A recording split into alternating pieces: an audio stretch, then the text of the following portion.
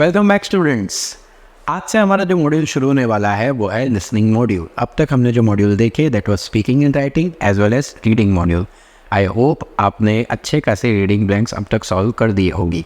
Speaking और writing module ख़त्म होने के बाद, रीडिंग मॉड्यूल ख़त्म होने के बाद पूरी विंडो चेंज होगी और वहाँ पे क्लियर दिखाएगा कि अब आपका लिसनिंग मॉड्यूल शुरू होने वाला है। लिसनिंग मॉड्यूल का टाइम 38 मिनट्स के आसपास रहता है। ओके 38 मिनट्स के आसपास रहता है। उसमें जो फर्स्ट क्वेश्चन आता है that question is called summarise spoken text. बहुत ही इंपॉर्टेंट क्वेश्चन है ये। ओके बहुत ही इंपॉर्टेंट क्वेश्चन है। 10 मार्क का ये क्वेश्चन आता है। ये दो जगह कंट्रीब्यूट करता है, एक listening of course, second writing. Okay इस क्वेश्चन के अंदर आपको एक ऑडियो सुनाई देगा जो 40 सेकंड टू 70 सेकंड के बीच में होगा, मिनिमम 40 मैक्सिमम 70। आपको वहाँ पे एक रफ पैड दिया जाता है और 2 टेम्पररी मार्कर दिए जाते हैं। ये छोटी सी चीज़ ध्यान रखना है, जो टेम्पररी मार्कर होता है ना वो आपको एग्ज़ाम शुरू होने से पहले वो बोलते हैं चेक करने के लिए। टेम्पररी मार्कर अगर आपने 10 सेकंड से ज़्यादा इस तरह खुला रखा तो टेम्पररी मार्कर बंद हो जाएगा। ओके अब वो ऐसा क्यों करते हैं, हमें क्यों पेन नहीं देते, पेंसिल नहीं देते और कागज़ नहीं देते, वो सब हम आर्ग्यूमेंट में नहीं पढ़ेंगे। हम खाली इतना ध्यान रखेंगे हमारे पास 2 टेम्पररी मार्कर हैं। वो एग्ज़ाम शुरू होने से पहले आपको बोल देते हैं कि इसे चेक कर लो तो ही लेके जाओ। आपको लग रहा है कि ये लाइट है, मज़ा नहीं आ रही, आप चेंज उस टाइम करवा सकते हो।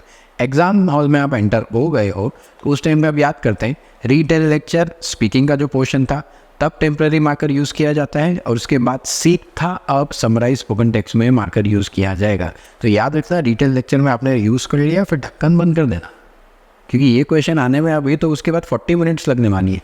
तो उसके बाद आपका ढक्कन खुला का खुला रहेगा तो टेम्पररी मार्कर बंद हो जाएगा। ओके वो आपको एक ट्रांसपेरेंट पैड देते हैं जिसके ऊपर आप लिख सकते हो। वो 10 पेजेस का ऑलमोस्ट होता है तो उसके ऊपर आप लिख सकते हो, उस पर रब भी कर सकते हो। आप उस पर हाथ घिसोगे तो वो रब भी हो जाएगा। ठीक है हमें रब करने की ज़रूरत नहीं, हम एक पेज पढ़ दिया नेक्स्ट पेज कर देंगे। 10 pages are more than enough. वो इतना बड़ा आपका ऑलमोस्ट वो A3 साइज़ का आपको एक रफ पैड देते हैं वो।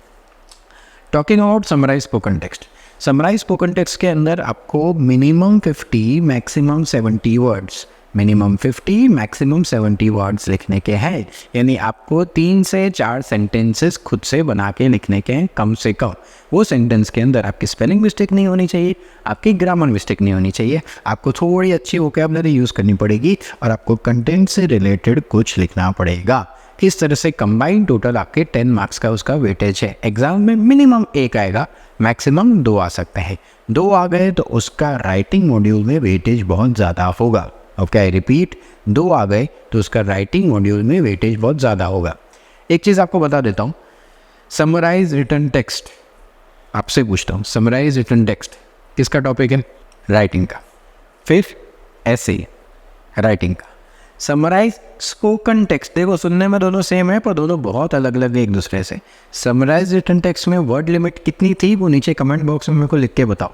ओके राइटिंग ऐसे में कितनी वर्ड लिमिट थी वो मेरे को नीचे लिख के बताओ। समराइज स्पोकन टेक्स्ट में मिनिमम 50 मैक्सिमम 70।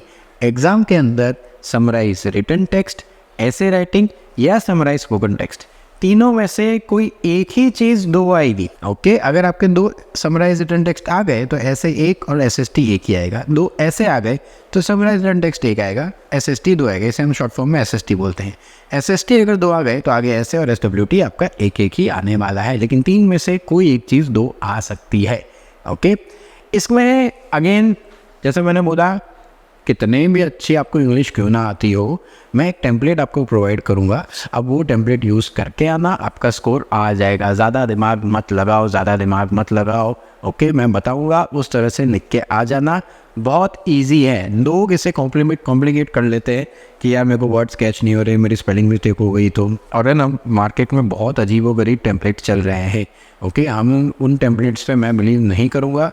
अगर आपको पता करना है कि कौन सा टेम्पलेट चलता है कौन सा नहीं चलता है, ओके तो आप खाली हमारे जो दिए गए नंबर हैं, आप अपनी जो टेम्पलेट यूज़ करते हो वो खाली इन नंबर्स पे व्हाट्सएप कर दो। मैं आपको बता दूंगा कि ये टेम्पलेट चलेगा या नहीं चलेगा। पर टेम्पलेट का एक ध्यान रखना, मैंने जैसे ऐसे में कहा था सारे टेम्पलेट चलते हैं और कोई टेम्पलेट नहीं चलता। अगर आपको टेम्पलेट ढंग से यूज़ करना आता है तो नहीं तो ही। अब टेम्पलेट ढंग से कैसे यूज़ करना वो मैं आपको सिखाऊंगा। टेम्पलेट मैं भी आपको प्रोवाइड करने वाला हूँ। ओके यानी मैं आपको ऑलमोस्ट 39 to 45 वर्ड्स का टेम्पलेट मैं ही दे दूँगा आपको। ओके यानी टोटल लिखने 50 to 70 वर्ड्स है, अपन डिसाइड करते हैं कि हम लिखेंगे 59 to 63। ओके, हम 59 to 63 वर्ड्स लिखेंगे, इसमें से 49 वर्ड्स तो फिक्स है, आपको यही लिख के आना है। गिन के आपको अब पूरा जो वो ऑडियो बोल रहा है 40 to 70 सेकंड का, उसमें आपको 10 से 12 वर्ड आपको कैच करने के, वो वर्ड के अंदर स्पेलिंग मिस्टेक नहीं होनी चाहिए। चलिए ट्राई करते हैं क्या होता है। ये रहा टेम्पलेट, मैं थोड़ा साइड में किसम जाता हूँ ताकि आप एक स्क्रीनशॉट ले सकें। ओके, द स्पीकर डिस्कस्ड, जो भी टॉपिक होगा वो टॉपिक का नाम आपको यहाँ पे लिखना है, स्टार्टिंग विथ मेन आइडियाज़ कि टॉपिक किस बारे में है। Furthermore, they provided examples and reasons to support their points. Moreover, additional insights were shared, emphasizing again कुछ उसके बारे में डिटेल जो वो बोलेगा, एक और पॉइंट आपको यहाँ पे लिखना है। Also, the talk concluded with a clear and impactful summary, highlighting the central idea. Topic किस बारे में था, अगेन वो overall the given lecture is very informative. 39 words का ये आपका पूरा टेम्पलेट हो जाता है। आपको यहाँ पे फ्रेजेस कैच करने के हैं, आई रिपीट, आपको फ्रेजेस कैच करने के हैं, ना कि वर्ड। आप कॉमा कर करके खाली वर्ड लिख दोगे ना तो नहीं चलेगा, ज़ीरो हो जाएगा। कंटेंट में ज़ीरो तो पूरा summarise spoken text zero. Okay, अगर आपका राइटिंग में स्कोर कम आता है उसका रीज़न ये है, एक रीडिंग एंड राइटिंग ब्लैंक्स है, दूसरा ये है। ये दो रीजंस की वजह से आपका राइटिंग में स्कोर कम आ सकता है। लिसनिंग में स्कोर आ जाएगा, क्यों? रिपीट सेंटेंस की वजह से। रिपीट सेंटेंस अच्छा जाता है, लिसनिंग में स्कोर आ जाएगा। पर अगर राइटिंग में कम हो जाता है तो अब मैंने जैसा अपना पहला लेक्चर था, याद करो, इंट्रोडक्टरी लेक्चर में मैंने बताया था, अब स्पीकिंग में अच्छे हो तो रीडिंग में स्कोर आएगा, रीड अलाउड और रीडिंग। ओके, ये दोनों इंटर रिलेटेड है। आप लिसनिंग में अच्छे हो तो आपका राइटिंग में स्कोर आ जाएगा, ये वाले टॉपिक की वजह से। ओके, इस टॉपिक में होता क्या है, टेम्पलेट अभी अपन ने देख लिया, टेम्पलेट को कैसे यूज़ करना वो मैं आपको सिखाता हूँ। ओके, चलिए, ये हमारा एड्रेस है। ओके, इसे भी स्क्रीनशॉट ले लीजिए। आपको कोई भी डाउट होता है, आपको कोई टेम्पलेट नहीं समझ में आता है, या ये टेम्पलेट आपका स्कोर नहीं दिलाता है, तो भी हमें चैलेंज करिए। ओके, ये टेम्पलेट में 100% स्कोर आएगा, ये हमारी गारंटी है। ओके, टेम्पलेट कैसे यूज़ करना, मैंने टेम्पलेट को अभी कुछ पार्ट्स में डिवाइड कर दिया है ताकि मेरे को लिखने में थोड़ा कंफर्टेबल रहे। ओके, मैं एक ऑडियो प्ले करूँगा, को कैसे वर्ड्स कैच करने के हैं वो मैं आपको अभी जस्ट बताता हूँ, तो प्लीज़ एक ऑडियो प्ले किया जाए। As our world becomes increasingly interconnected, understanding and appreciating diverse cultures is more important than ever. Cultural exchange bridges gaps between societies, fostering mutual respect and understanding. In a globalized world, cultures are no longer isolated. We see a fusion of traditions, languages, and arts, creating a rich tapestry of global culture. For instance, international film festivals showcase movies from different countries, offering a glimpse into various cultural narratives and experiences.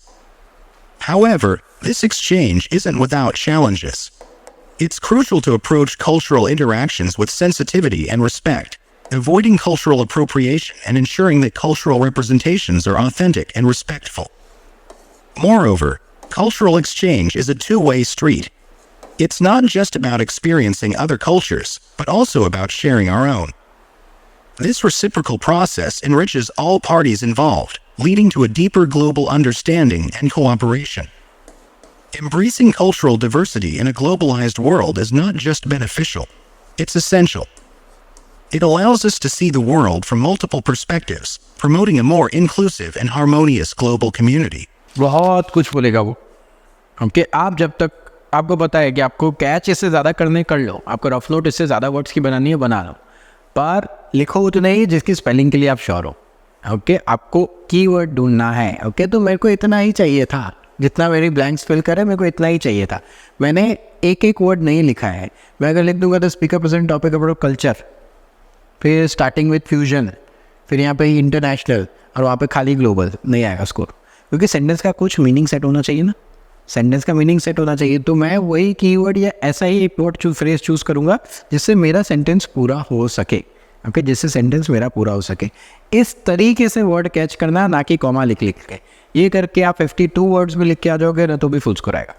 50 to 70 की word limit होती है, आप 52 words लिख के आ जाओ, कोई spelling mistake मत करो, आपका 100% स्कोर आ जाएगा। ये वाला टेम्पलेट यूज़ करो। ओके, ये वाला टेम्पलेट यूज़ करो, आप जो भी सॉफ्टवेयर यूज़ करते हो उसके अंदर ये वाला टेम्पलेट डालो, कितना स्कोर आता है नीचे कमेंट बॉक्स में मेरे को लिख के ज़रूर बताना। ओके, मिलते हैं अपन कल।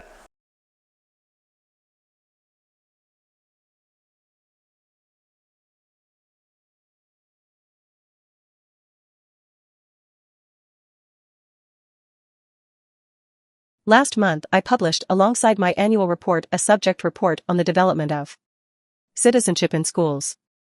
The report celebrates the success of some schools in implementing the citizenship curriculum. It praises those schools where there have been substantial developments in the subject and which now go a long way towards fulfilling national curriculum requirements. In the report, we are critical of schools which have not taken citizenship seriously, either through reluctance or lack of capacity to make appropriate provision in the curriculum. Citizenship is marginalized in the curriculum in 1/5 of schools. It is less well established in the curriculum than other subjects, and less well taught. And some critics have seized on this as a reason for wanting to step back from supporting it. Yet, the progress made to date by the more committed schools suggests that the reasons for introducing citizenship are both worthwhile and can be fulfilled given the time and resources. Indeed, those reasons are given added weight by national and global events of the past few months. While not claiming too much, citizenship can address core skills, attitudes and values that young people need to consider as they come to terms with a changing world.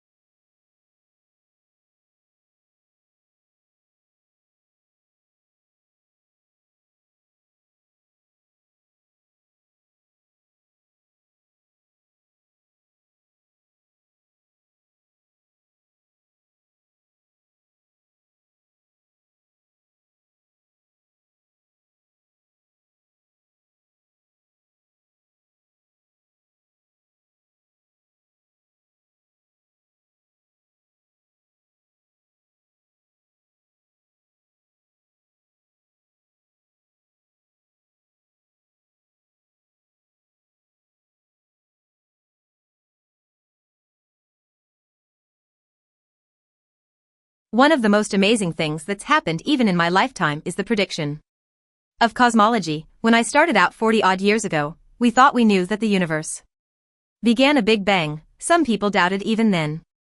We thought the universe was about 10 or 20 billion years old.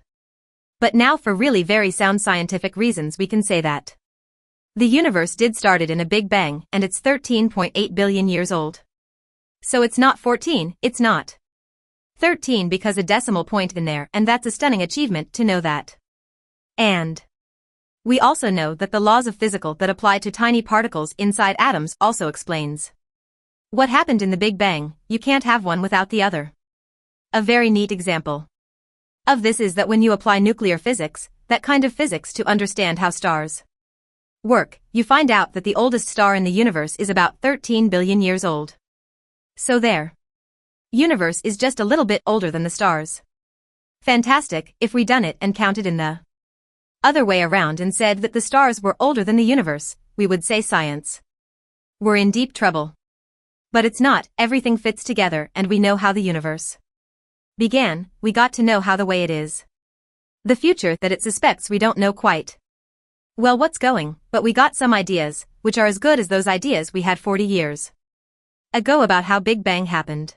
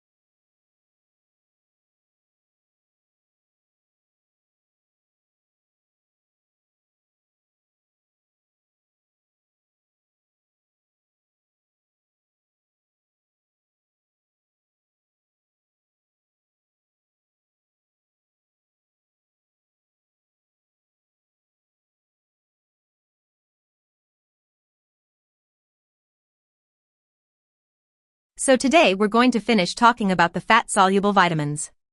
I'm going to start with vitamin D. And I think probably most of you know that vitamin D is called the sunshine vitamin. And it's called that because there's absolutely no dietary need for vitamin D if you get adequate sunshine. And the real important word there is it is because it turns out that in climates which aren't near the equator, there's a big question as to whether or not using these you get adequate sunshine. And that's important because foods are not naturally abundant in vitamin D. And that's why milk is fortified, but the fortification may not be enough.